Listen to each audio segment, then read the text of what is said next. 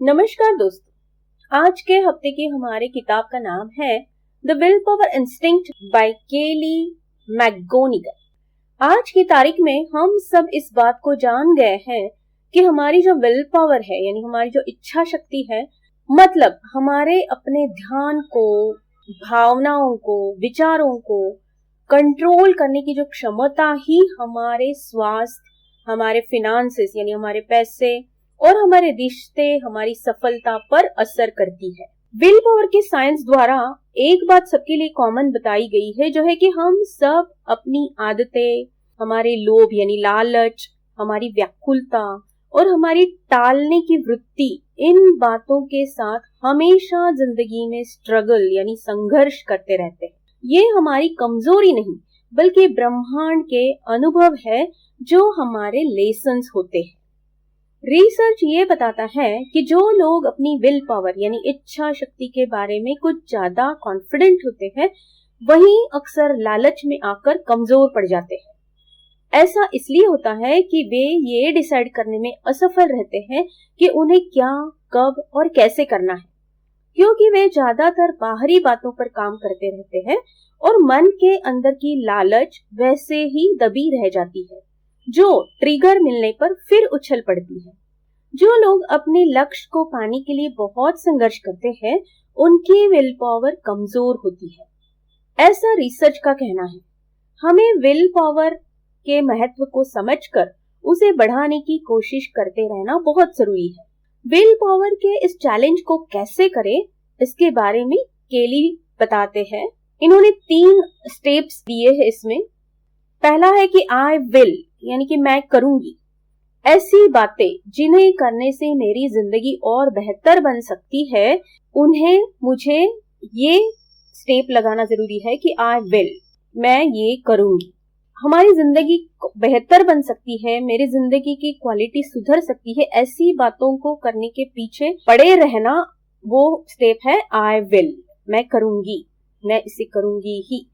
और दूसरी स्टेप वो बताते हैं कि आई वोंट, मतलब मैं ये बातें नहीं करूंगी। ये ऐसी बातें हैं जो ना करने से या छोड़ देने से मेरी हेल्थ, मेरी हैप्पीनेस और मेरी सक्सेस यानी मेरे स्वास्थ्य, खुशियां और सफलता बढ़ सकते हैं।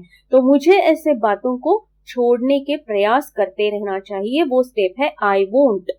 और तीसरी बात वो कहते हैं कि आई वॉन्ट, मतलब मुझे ये चाहिए। क्या चाहिए? मेरी जिंदगी का जो लॉन्ग टर्म गोल है, मतलब कुछ साल बाद मैं अपने आप को कहां पर देखती हूँ, जिस पर मैं अपनी सारी एनर्जी को फोकस कर सकूं, वो आई वांट के स्टेप में आता है। तो I will, I want and I want, ये 3 स्टेप्स वो बताते हैं। अब देखते हैं कि कैसे हम ये चैलेंजेस के साथ और हम कैसे अपने विल पावर को इन स्टेप्स को यूज करके बढ़ा सकते हैं। पहली बात वो बताते हैं कि अपनी विल पर ध्यान देना, यानी कि हमारी जो इच्छा है उस पर ध्यान देना, फोकस करना। पिछले कुछ सालों में न्यूरो साइंटिस्ट ये बता चुके हैं कि हमारा दिमाग जो है, हमारा ब्रेन जो है, हमारे अनुभवों के प्रति रिस्पॉन्सिव यानी प्रतिक्रिया देता है, रिस्पॉन्सिव होता है। हम अपने ब्रेन को यानी दिमाग को रोज हर दिन अगर एक ही बात करने को कहते हैं, जैसे कि योगा की प्रैक्टिस है, मेडिटेशन है, या गाने का रियाज है, डांस की प्रैक्टिस है, तो वो इस बात को आदत यानी ऑटोमेटिक बना देता है और उन बातों में हम एक्सपर्टी यानी महारत हासिल करने लगते हैं। इसी तरह न्यूरो साइंस ये भी बताता है कि अगर रेगुलर मेडिटेशन को हम प्रैक्टिस करते हैं, तो हमारा सेल्फ कंट्रोल जो है, हमारे सेल्फ कंट्रोल के जो स्किल्स है यानी स्व नियंत्रण की क्षमताएं अपने आप विकसित होने लगती है। जैसे कि ध्यान यानी अटेंशन, पूरा ध्यान देना, फोकस यानी एकाग्रता, स्ट्रेस मैनेजमेंट यानी तनाव का व्यवस्थापन करना, तनाव को रिलीज करना, और खुद के बारे में जागरूकता यानी सेल्फ अवेयरनेस। मेडिटेशन हमारे ब्रेन यानी दिमाग की और ये सारी चीजें मेडिटेशन से हमारे बढ़ने लगती है। मेडिटेशन से हमारे दिमाग की ओर ब्लड सर्कुलेशन यानी खून का प्रवाह तेज हो जाता है, बढ़ने लगता है, जिससे ब्रेन और मजबूत और कार्यक्षम बन जाता है। हमारे सेल्फ कंट्रोल के साथ साथ हमारे बारे में सेल्फ अवेयरनेस भी होना बहुत जरूरी है, क्योंकि अगर हमें सेल्फ अवेयरनेस नहीं होगा तो हम सेल्फ कंट्रोल गलत दिशा में करने लगते हैं। अगर हमें सेल्फ अवेयरनेस होगा तो हमें पता चलता है कि कौन सी बातों को कंट्रोल करना जरूरी है, वरना ब्रेन हमेशा वही चुनता है जो उसे इजी यानी आसान लगता है, फिर चाहे वो हमारे लिए अच्छा हो या ना हो। जितना हमारा सेल्फ अवेयरनेस, खुद को अच्छे से जानना बढ़ता जाएगा, उतना ही हमारा सेल्फ कंट्रोल भी बढ़ता जाएगा। इसके लिए पहला स्टेप ये है कि जब भी हम अपने विल पावर को चैलेंज करेंगे, चेक करेंगे, तब हमें उसे चॉइस जो हम कर रहे हैं, जिसको हम चुन रहे हैं, उस पर ध्यान देना बहुत जरूरी है। हमें उस प्रोसेस पर ध्यान देना जरूरी है कि कैसे हम अपने डिसीजन को चुन रहे हैं। उस पूरी प्रक्रिया में हम कौन से विचार, फीलिंग्स और भावना, इन पर ध्यान दे रहे हैं। क्या हम किसी एक ही भावना, विचार को लेकर उनके बहकावे में तो नहीं आ रहे? मतलब जो आसान, इजी लग रहा है, उसी को बिना सोचे समझे और उसके आगे के परिणामों को शायद ठीक नहीं होंगे, उन्हें जाने बगैर, सोचे बगैर चुन तो नहीं रहे हैं। हमें उस वक्त हमारे सेल्फ टॉक पर भी ध्यान देना बहुत जरूरी है। स्ट्रेस यानी तनाव के बारे में न्यूरोसाइंस का कहना है कि ये विल पावर का दुश्मन है। जितना ज्यादा तनाव हम पालेंगे, उतने ही ज्यादा हम अपने विल पावर को कमजोर करते रहेंगे। अक्सर ये देखा जाता है कि हम स्ट्रेस को एक मोटिवेशन यानी प्रेरणा का जरिया समझते हैं, लेकिन असल में ये बात सिर्फ थोड़ी देर के लिए यानी रिजल्ट यानी टेम्पररी रिजल्ट के लिए ही सच है। अगर हमें सच में खुद को या औरों को मोटिवेट करना है तो हमें रिलैक्स होना, शांत होना, कंफर्टेबल होना, तनाव मुक्त होना बहुत जरूरी है।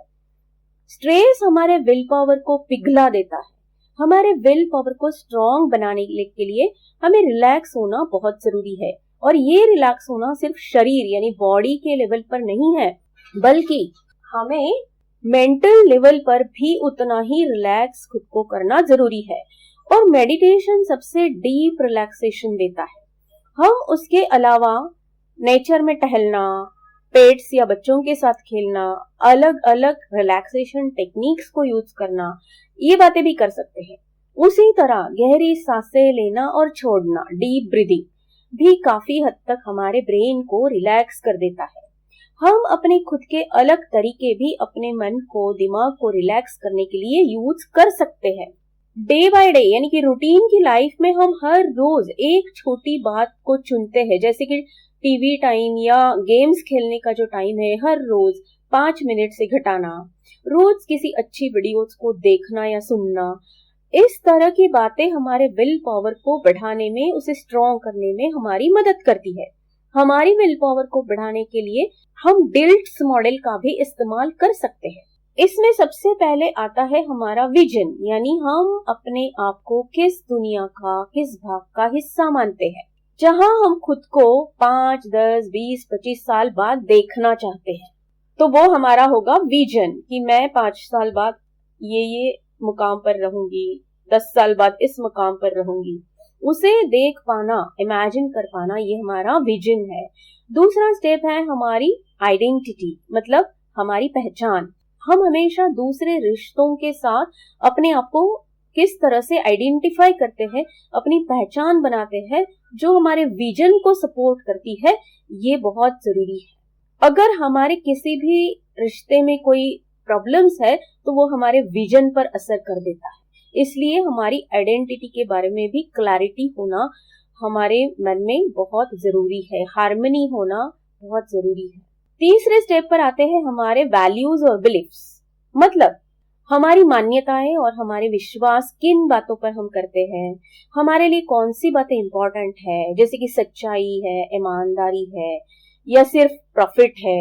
ये सारा हमारे वैल्यूज और बिलीफ्स में आता है। नेक्स्ट स्टेप है हमारी कैपेबिलिटीज, यानी कि हमारी क्षमताएं, क्या क्या क्षमताएं हमारे अंदर है, मैं कितना और कौन सी बातें जो मेरे विजन के लिए बहुत जरूरी है सीखने की क्षमता रखती हूँ, उसके लिए वक्त देकर उसका अभ्यास करने की क्षमता रखती हूँ। ये सब आता है हमारी कैपेबिलिटीज में।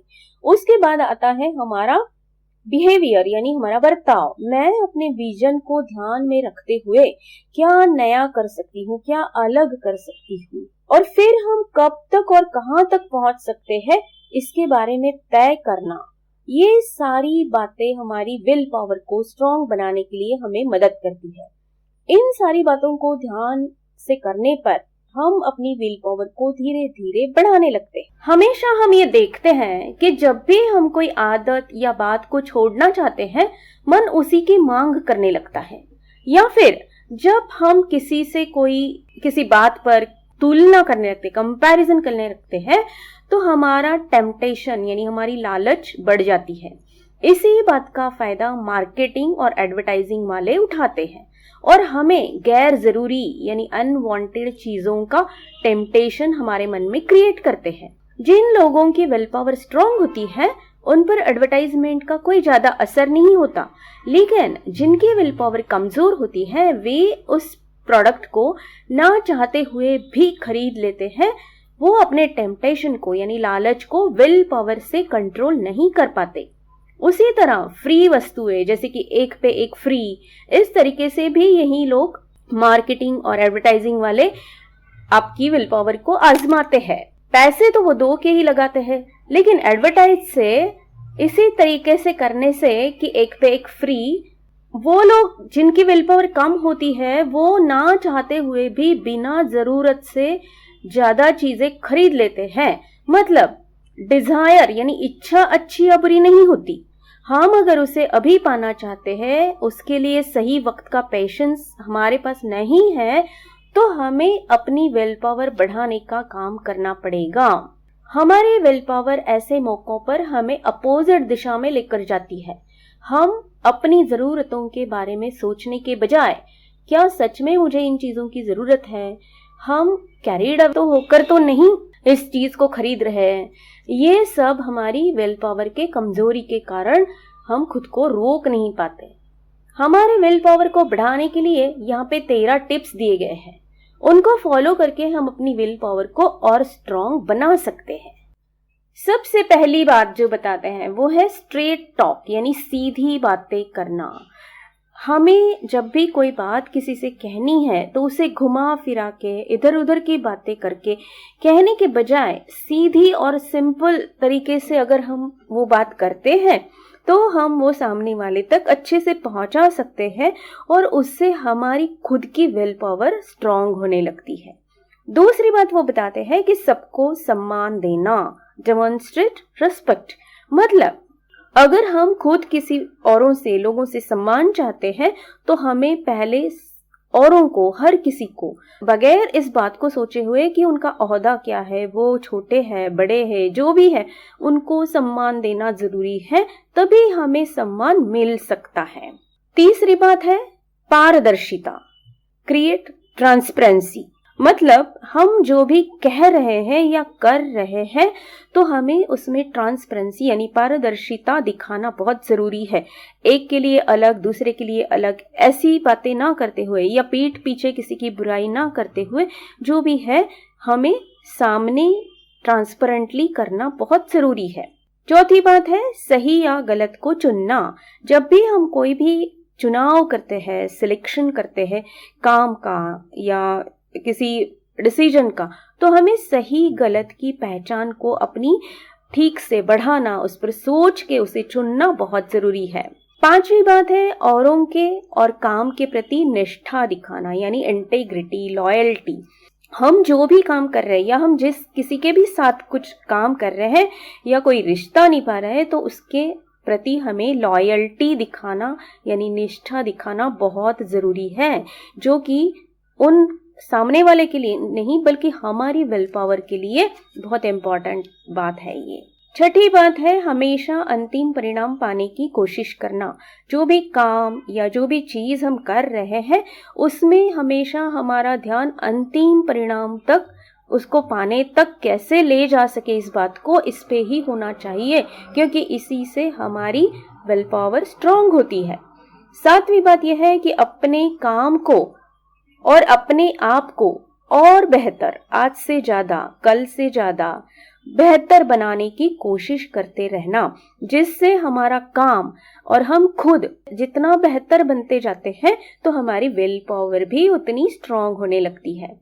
8वीं बात है सच्चाई का सामना करना, यानी जो भी रियलिटी है, जो भी हकीकत है, जो भी फैक्ट है, उसे नजरअंदाज किए बिना हम उसको कंसीडर करें और उस पर हमारे भावनाओं को, उस फैक्ट को, रियलिटी को हावी ना होने दे कि ये फैक्ट है तो इससे हमें बाहर निकलना है, इसे हमें चेंज करना है। इतना ही सोचने का काम हमें जब हम रियलिटी को देखते हैं तो उसके लिए करना है, क्योंकि इससे हमारी फिर विल पावर बढ़ेगी। अगली बात है 9वीं, अपनी अपेक्षाओं को खुलकर बताना। जब भी हम सामने वाले से कोई अपेक्षा रखते हैं, फिर चाहे वो काम की जगह पे हो या हमारे रिश्तों की जगह पे हो, तो हमें उन्हें खुलकर बताना बहुत जरूरी है।